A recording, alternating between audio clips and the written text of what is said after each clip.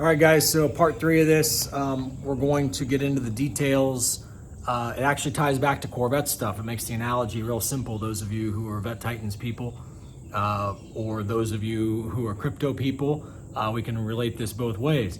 Crypto people hate the government using the Federal Reserve to just print lots of money and give that money to elites because it's a cloaked slavery.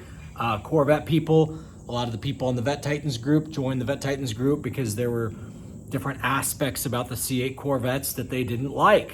They hated these certain specific aspects. As a whole, the car is a good car, but there's these certain aspects which can get us killed and cost us a whole bunch of money and or cost us a lot of money. So with the Corvette, for instance, you have the DCT filters. They clog prematurely because they're too small, and therefore, if that DCT blows, it locks up, whatever, it's going to cost us a lot of money when we're out of warranty. If we're in warranty, it's a lot of downtime. There's no guarantee they're going to put our car back together properly. It's not going to cause more trouble down the road. There's no guarantee they're going to get our alignment right when they don't do the rear caster, because Chevrolet stores don't know how to do it. They're not trained well enough how to do it. They're not, again, it's a stupid human problem that not everybody's smart enough to set rear caster properly. GM isn't going to pay that out of warranty. Because it costs like $600 to $1,000 to properly set rear caster, the amount of time it takes. Misha doesn't even understand what the fuck rear caster is. He can't teach you guys.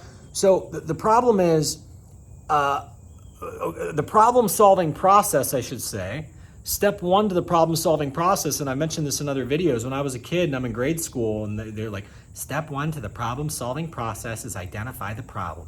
And I'm like, yeah, no shit. Like, I'm looking around the class like, are there really people in this class that need to be taught that? I'm still the same person and all the other people are still the same people, unfortunately. And the reason being is, part of identifying the problem is having the liberty to describe what it is that you hate, okay? I hate having to fork out $15,000 plus to replace a transmission once it's out of warranty, simply because GM put too small of a filter on the transmission.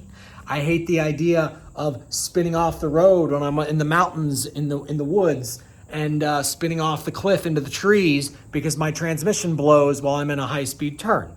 I hate the idea of my engine blowing because there's these electronic glitches that cause my crank position sensor to forget where it's at suddenly, and the car no longer knows where it is, and there's detonation, and all this shit happens, and the engine could easily blow and put oil all over my back tires, once again spinning me off the road into the woods. So whether or not General Motors makes vehicle sales, all depends on whether people love their car and want to spend the money for it, or there's enough aspects about the car which they hate and they don't want to spend all the money for the car, okay? So us YouTubers being able to verbalize whether or not we like an aspect of a car or hate an aspect of a car is pretty important for GM to understand why we stopped fucking buying their cars. GM sales have kind of tapered down, haven't they? Why is that? It's because there's a lot of guys who take the cars to the track, and instead of them verbalize what the problem with the car is, like myself and Austin Speed Phenom attempted to do. Austin attempted to explain it, but it's just so hard to explain what it is I don't like about this car, says Austin. Okay, it's Speed Phenom, but that's fine. There's the Vet Titans channel and Brandon, and he goes into great detail because he took the time to get fucking angry and figure out exactly what it is about the car specifically that he fucking hates.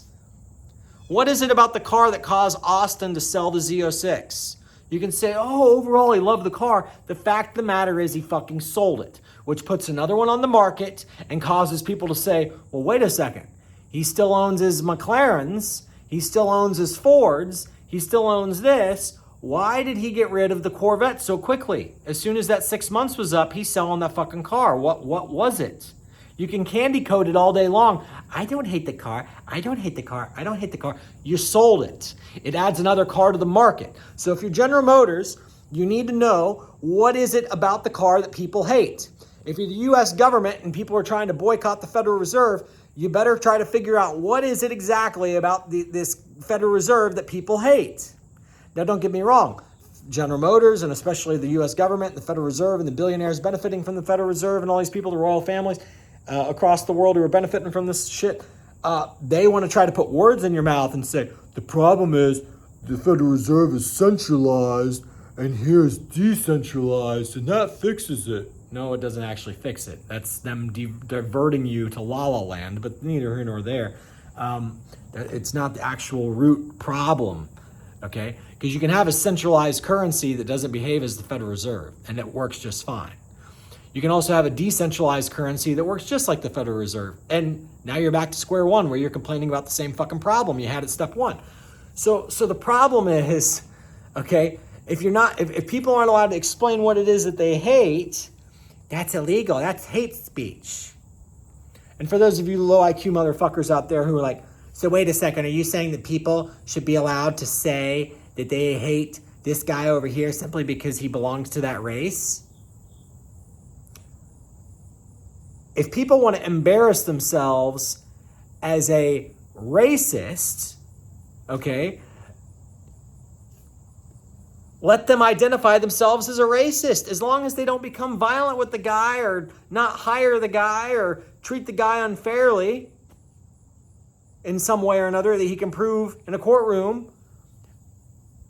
Who am I to say that somebody's not allowed to go through the motions in life to say, oh, I hate that guy because he's that race? Okay, what are your actions? Are you going to actually do anything? No, I'm going to leave him alone. There's not much you can do with that, guys. You can have a conversation with the guy and say, just because he's part of that race doesn't mean he acts like all the other people from the race who you've met so far who act in a certain way that you don't like. He's a new person. Maybe instead of saying you hate the guy, you explain to him what it is you don't like about the other people that you've met so far and say, hey man, are you the same way? Oh, you're the same way? Good to know. I hate you. Has nothing to do with your skin color, has to do with your behaviors. Here's the behaviors of these people that I don't like. I'm asking you, do you have those same behaviors? You do. You're going to defend that that's part of your culture.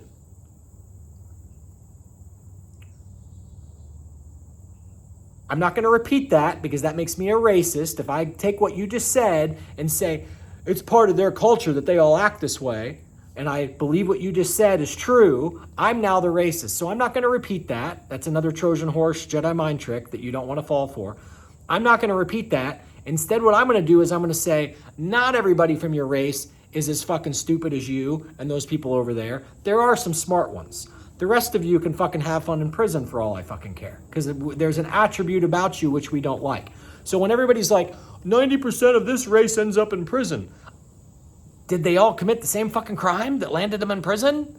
Then 90% of their fucking race deserves to go to prison. And I hope the other 10% procreates and replenishes the earth for what the 90% of dumb fucks couldn't understand.